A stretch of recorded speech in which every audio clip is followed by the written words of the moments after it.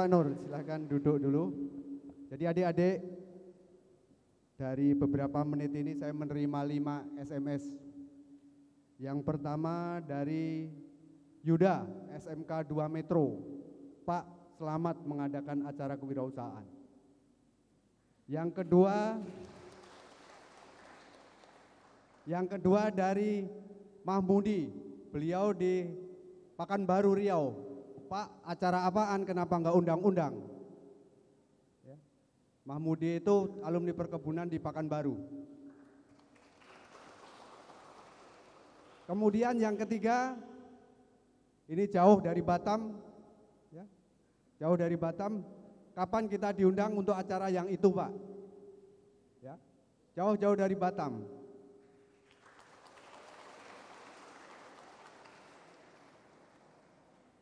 Kemudian ini ada alumni kita dari PT Nippon Indosari. Asik bener acaranya, Pak. Nah, ya. Ini membuktikan bahwa hanya waktu beberapa menit saya mendapat SMS dari jauh-jauh. Ya. Jadi hari ini kita betul-betul luar biasa, kita mendapatkan narasumber yang betul-betul kompeten dan bukan hanya bicara tetapi sudah fakta. Ya. Jadi kita beri aplaus dulu Pak Nur.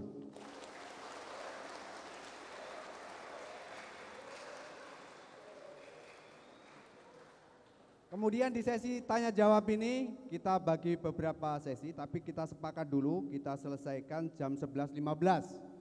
Jadi masih ada waktu 15 menit, jangan bertanya banyak-banyak ya. Karena nanti kebablasan kita nggak rampung-rampung. Kemudian setelah itu nanti kita ada acara sesi foto-foto karena Anda sangat berbeda kalau tiba-tiba ke Pak Nur ke sana, ke Tegar TV atau ke Pancabakti, mungkin tidak bisa foto-foto, tapi hari ini mungkin ada sesi Pak ya. Jadi sesi pertama silahkan 3 penanya. Waduh milihnya banyak, susah ini. Di ujung belakang laki-laki, coba berdiri yang saya tunjuk. Kemudian laki-laki ini, sini di depan sini mas. Ya nih, ya. Terus kemudian yang perempuan sini. Silakan dari belakang sebutkan nama dari program studi apa, pertanyaannya yang jelas dan tegas, nggak usah banyak bla-blanya dulu. Silakan.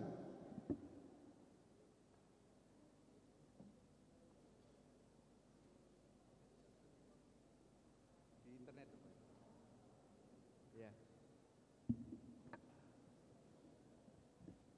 Assalamualaikum warahmatullahi wabarakatuh. Nama saya Catur Arif Rahman Hakim, semester 3 dari PS Budidaya.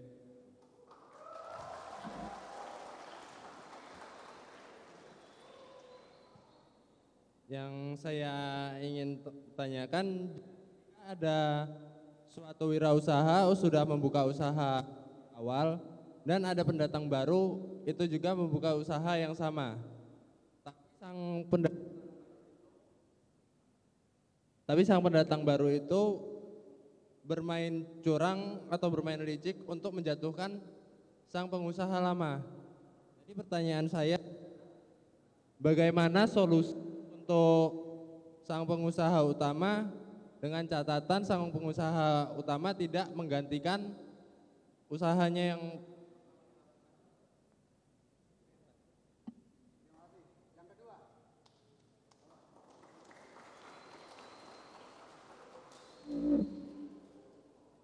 semuanya. Assalamualaikum warahmatullahi wabarakatuh.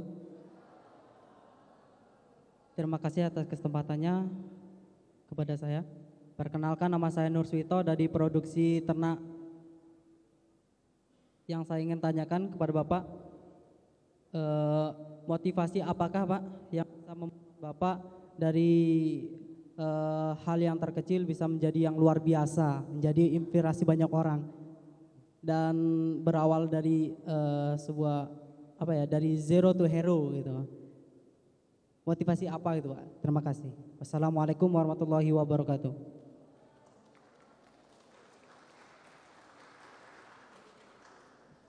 Baik, assalamualaikum warahmatullahi wabarakatuh. Cek.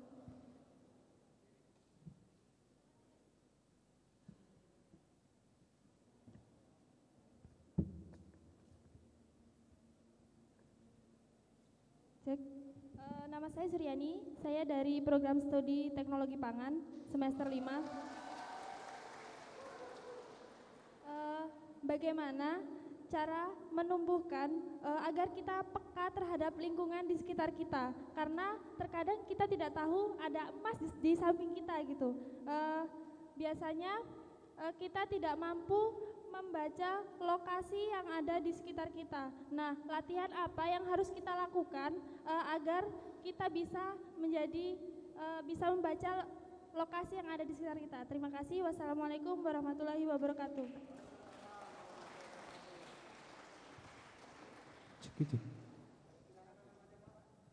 Terima kasih. Pertama-tama saya merasa ada hal sesuatu yang beda. Karena apa? Karena acara kita ini ternyata itu ditonton dari jauh. Jadi yang saya sampaikan tadi bahwa yang nonton bukan hanya di Lampung, ternyata benar. Itu dari SMS yang masuk.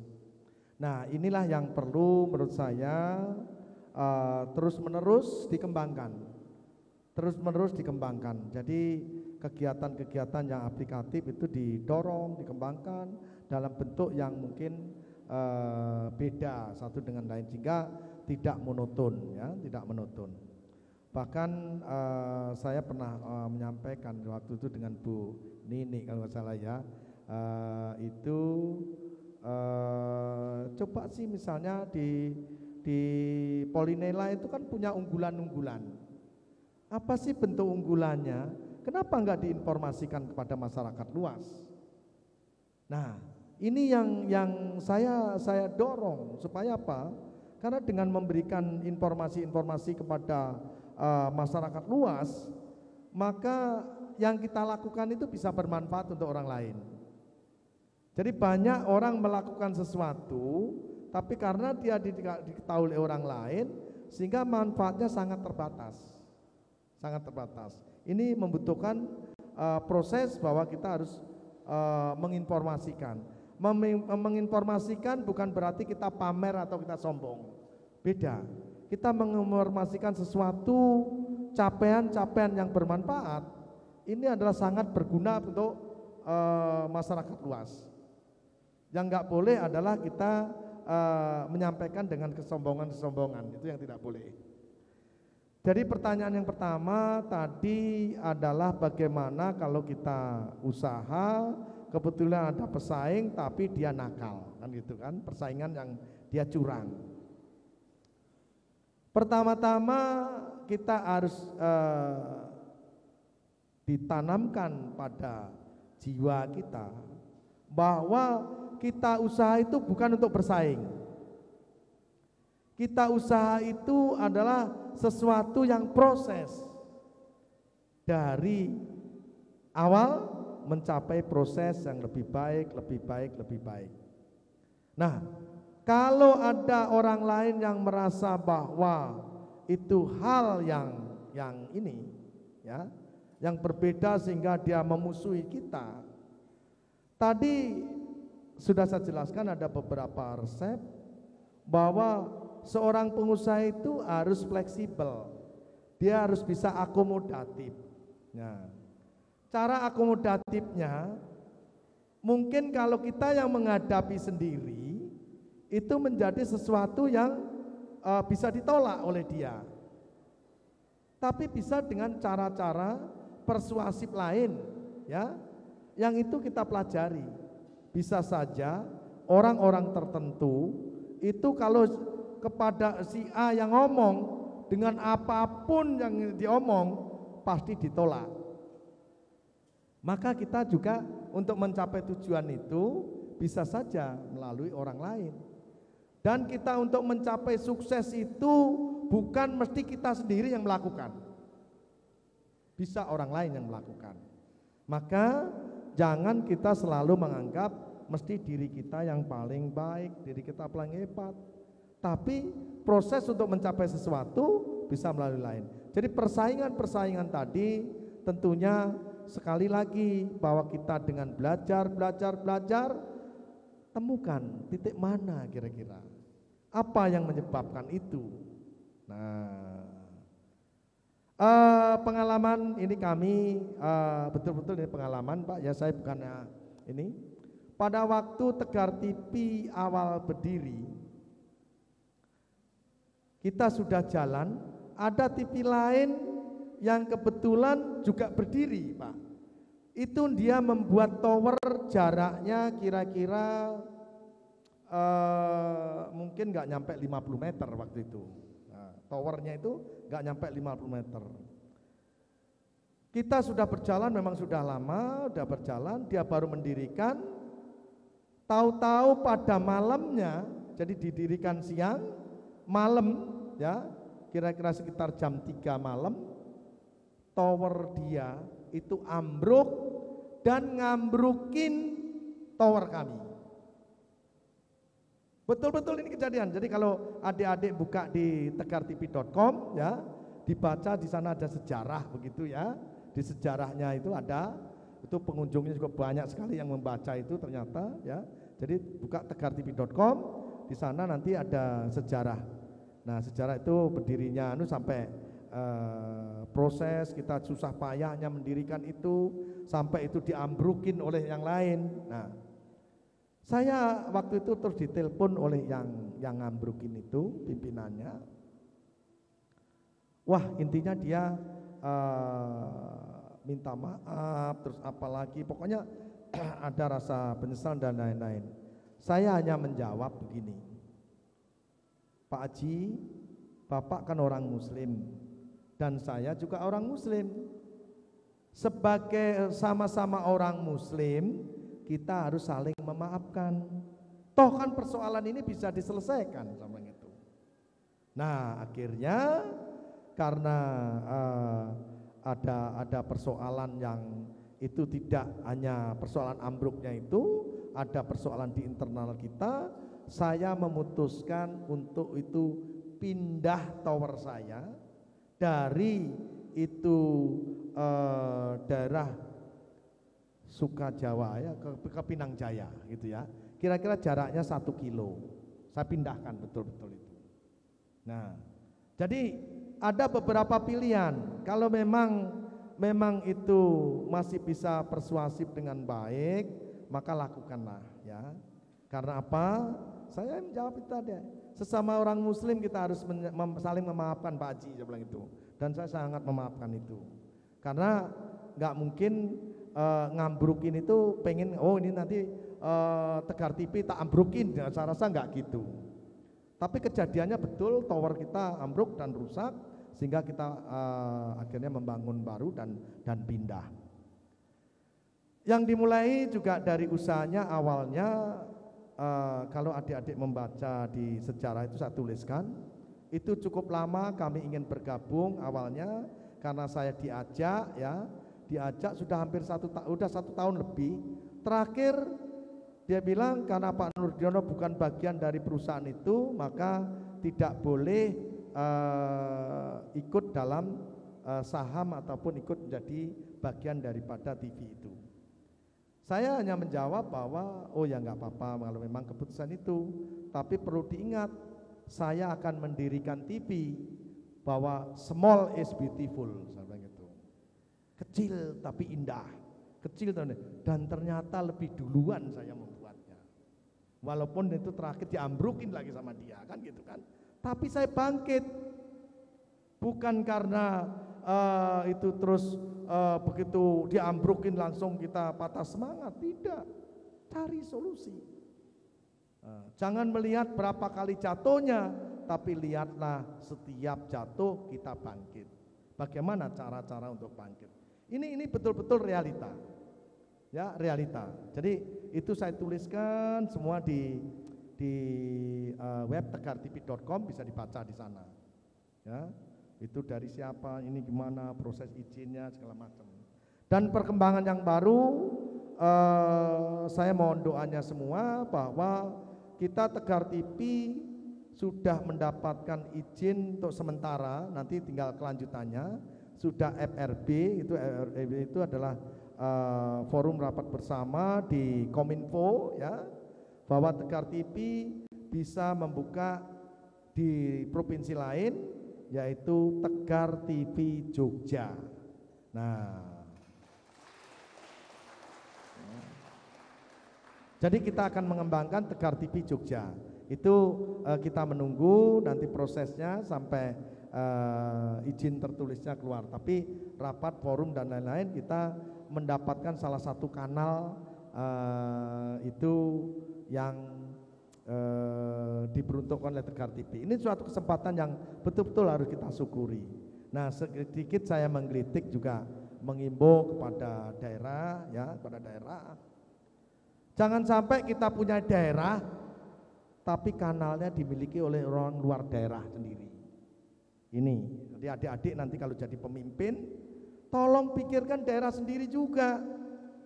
Nah, di Lampung ini kanalnya sudah dimiliki orang luar daerah. Hanya Tegar TV yang betul-betul asli daerah. Tuh.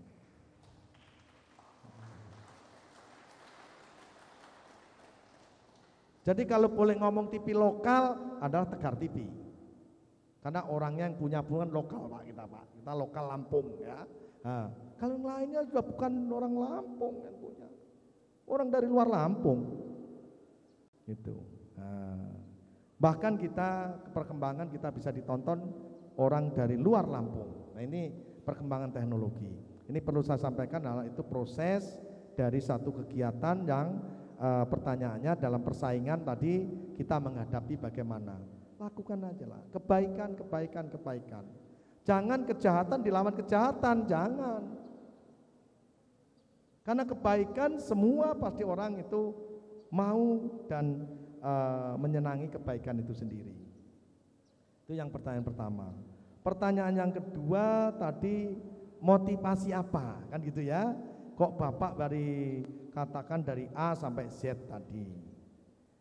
Jadi ada salah satu buku yang saya tulis yang memotivasi saya bahwa bukunya itu adalah Bisnis Spektakuler NJ Model. Serinya adalah Tiada Hari Tanpa Menolong Orang Lain. Jadi motivasinya adalah tiada detik, tiada hari yang enggak menolong orang lain. Ini yang membuat motivasi pada diri saya. Jadi tiada hari tanpa menolong orang lain. Itu di buku tadi. Jadi kalau tanya motivasi ya karena saya ingin membantu orang lain kalau bisa. Kita ingin berbuat sesuatu yang bermanfaat untuk orang lain. Saya ingin memberikan ilmu pengetahuan kepada orang lain yang memerlukan atau mungkin yang kebetulan mau. Nah, karena memberikan ilmu yang bermanfaat itu tak habis-habisnya pahalanya. Itu. Jadi motivasi adalah yang betul-betul itu sesuai buku yang kita tulis berdua, Bisnis Spektakuler NJ Model ya. Tiada hari, serinya Tiada Hari Tanpa Menolong Orang Lain. NJ Model itu apa? Adalah Nurdiono Junaidi Model itu. Jadi saya bersama teman saya di UGM yang kebetulan alhamdulillah sudah doktor semua ya dari UGM itu membuat satu buku dan membuat satu skim penguatan ekonomi kerakyatan dengan mekanisme NJ Model. Jadi itu yang pertanyaan kedua. Yang pertanyaan ketiga tadi tentang latihan melihat lingkungan.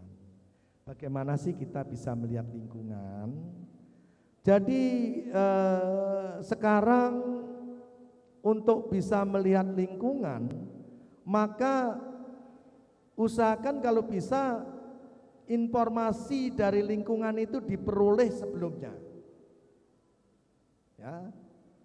Jangan nanti misalnya adik-adik di kompleknya itu yang tidak sesuai dengan diri kita, tahu-tahu kita masuk ke sana, wah ini bisa kecemplung bubu, berarti kecemplung bubu, nah, jadi nggak bisa keluar nanti kita kan gitu ya. Nah, caranya bagaimana?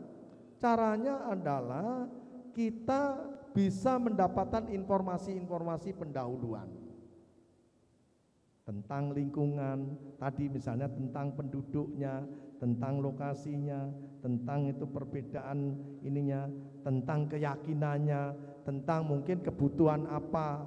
Jadi kita itu bisa dapatkan semua di melalui internet, melalui apa bisa semua. Dan yang lebih penting lagi, supaya kita bisa diterima di sesuatu yang baru, maka kita harus membuat kesan pertama yang baik. Karena kesan pertama itu adalah sangat melekat. Orang bisa menjudgment atau bisa melihat sesuatu yang beda kalau kesan pertamanya tadi tidak sesuai dengan keinginan dia. Misalnya orangnya ini sebenarnya baik gitu ya.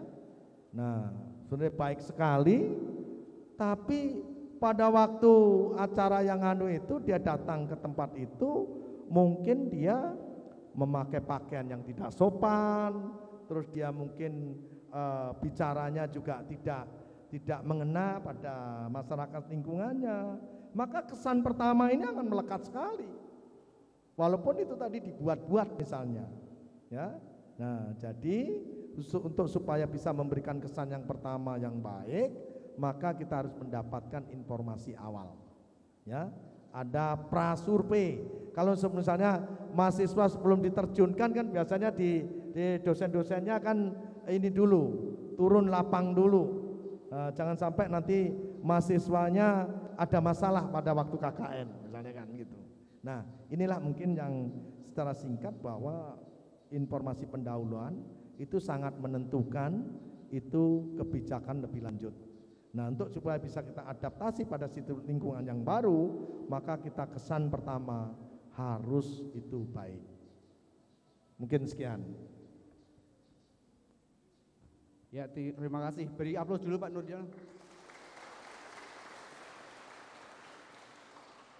Adik-adik, ini ada tantangan baru dari Tegar TV. Jadi kalau adik-adik punya teknologi, misalnya budidaya lele, bisa Anda buatkan film sedikit, nanti diseleksi, Anda bisa masuk TV.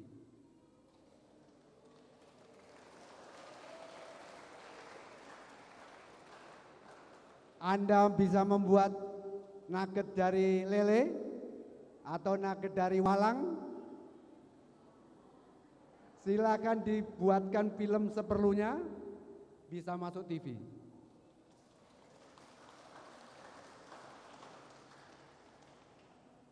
Kemudian kita masukin sesi kedua, tanya jawab, silakan. Yang paling ujung. Kemudian laki-laki yang di tengah dan kemudian perempuan yang di ujung. Silakan sebutkan nama dan program studinya. Pertanyaannya nggak usah banyak-banyak, satu. Ya, terima kasih.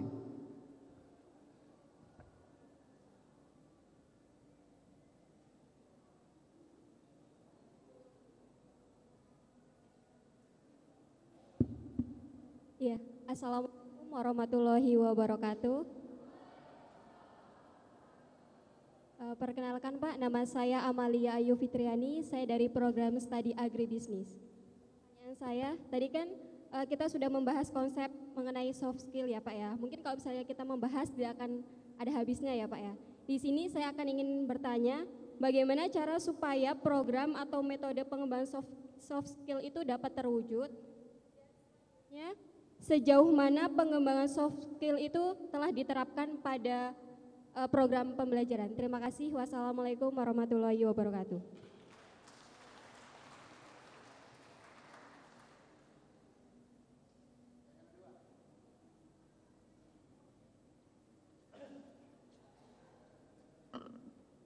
Sebelumnya, Assalamualaikum warahmatullahi wabarakatuh.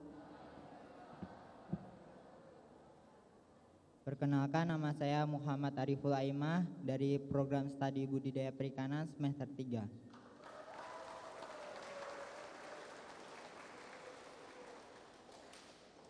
Yang ingin saya tanyakan di sini kan tentang pengembangan kompetensi soft skill dan kewirausahaan mahasiswa. Nah, apa yang harus kita lakukan jika kita mengetahui soft skill kita, tetapi kita ini kurang mampu untuk mengembangkan soft skill kita? Dan bagaimana cara kita mengembangkan soft skill kita yang kita miliki ketika kita ini sedang kuliah seperti sekarang ini di Poltek ini kan jadwalnya padat ya Pak. Nah terus sedangkan kondisi badan kita ini juga kurang normal atau kondisi badannya itu lemah. Nah itu tuh gimana sih cara kita untuk mengembangkannya? Sekian dari saya, kurang lebihnya saya mohon maaf. Saya akhiri, wabillahi taufiq wal hidayah. Wassalamualaikum warahmatullahi wabarakatuh.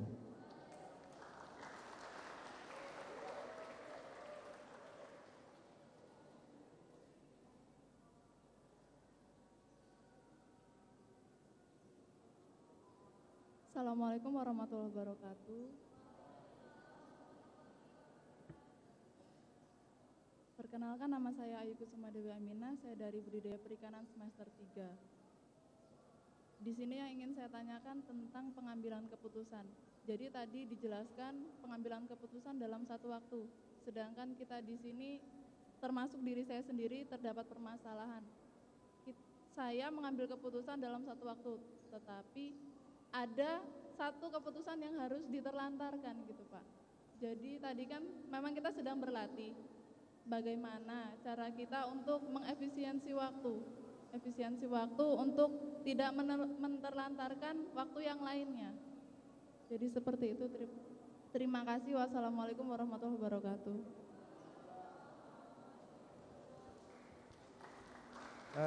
Terima kasih pertanyaannya ya. Alhamdulillah ada banyak pertanyaan ya.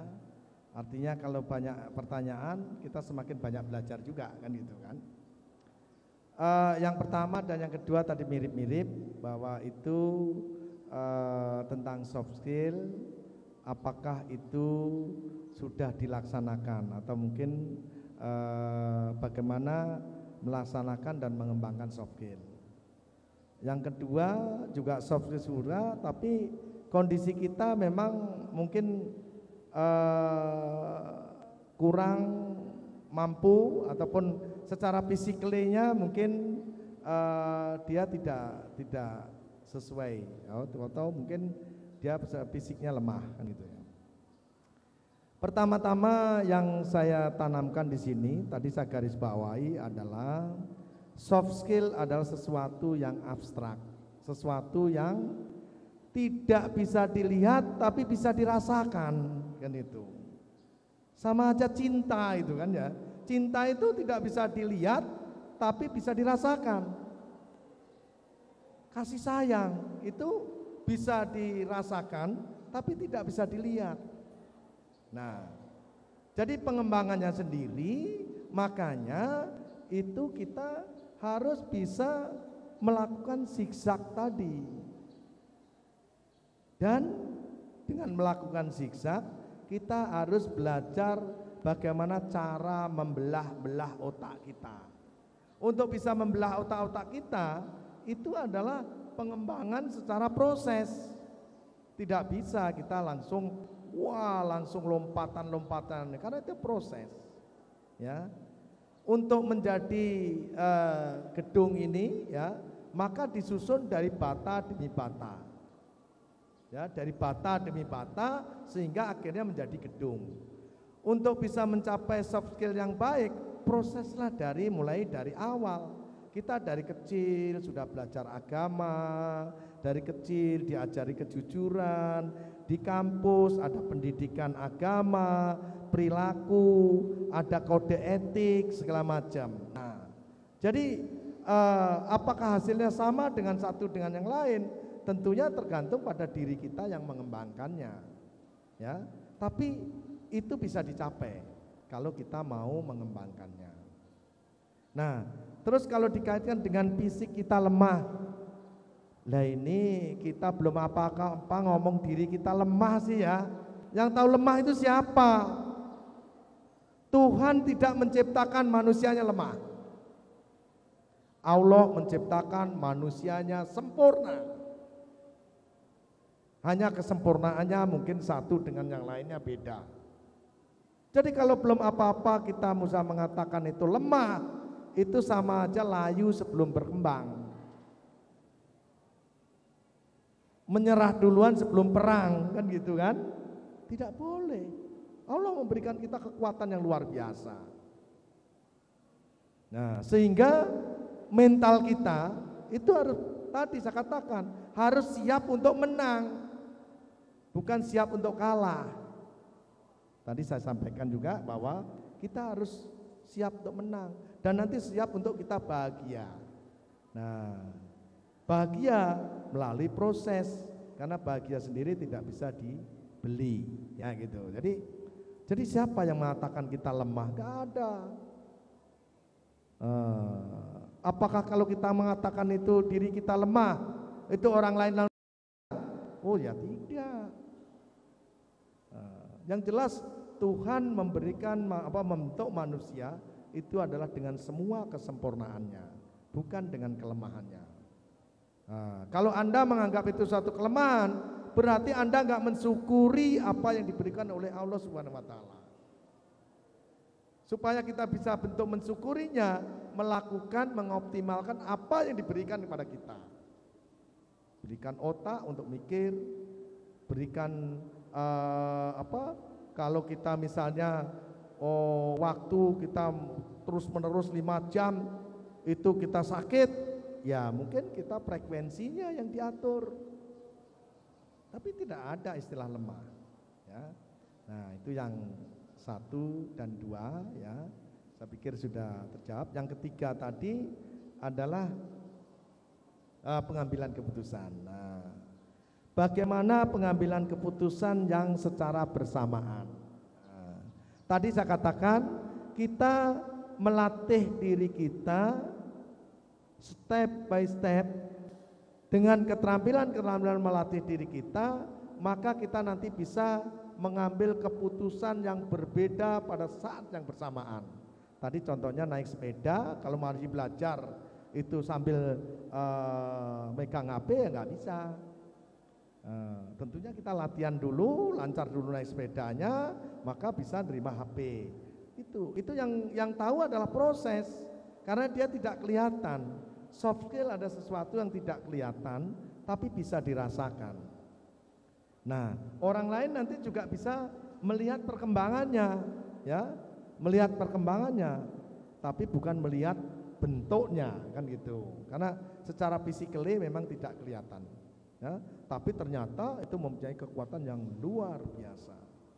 Jadi intangible asset dan tangible asset ternyata sekarang saya ini terbalik. Kalau dulu menganggap bahwa tangible asset adalah yang hebat, ternyata sekarang intangible asset sebenarnya yang sangat berperan. Soft skill yang itu betul-betul harus dikembangkan. Nah, sehingga adik-adik untuk mencapai ke depan, kita katakan generasi ke depan tuh adik-adik yang megang tampuk nanti mau dijadikan apa kita. Nah, kalau adik-adik merasa dirinya lemah, bagaimana nanti generasi ke depan? Gak boleh. Karena Tuhan tidak pernah mengatakan bahwa manusia itu lemah, tapi manusia diciptakan dengan segala kesempurnaannya. Demikian Pak, makasih. Ya, terima kasih Pak Nur. Jadi kita beri aplaus dulu. Jadi adik-adik, saya tidak akan menyimpulkan, tetapi poin-poin yang perlu kita ambil, mungkin adik-adik telah mencatat gitu ya, tapi ada beberapa yang bisa saya ambil. Yang pertama adalah kebebasan hati dan pikir, ini mampu akan memperoleh hal-hal yang kita inginkan ya. Terus kemudian yang kedua, poin yang penting yaitu untuk menjadi sukses, berpikir harus tidak umum. Bukan berarti gila, tetapi tidak umum, tidak seperti orang biasa-biasa saja, jadilah orang yang luar biasa. Kemudian yang ketiga, selalu mengembangkan dan memasukkan inovasi dalam berbisnis. Kemudian yang keempat adalah investasi aset, yang paling penting adalah justru intangible capital atau intangible asset, terutama ilmu pengetahuan. Dan saat ini adik-adik sedang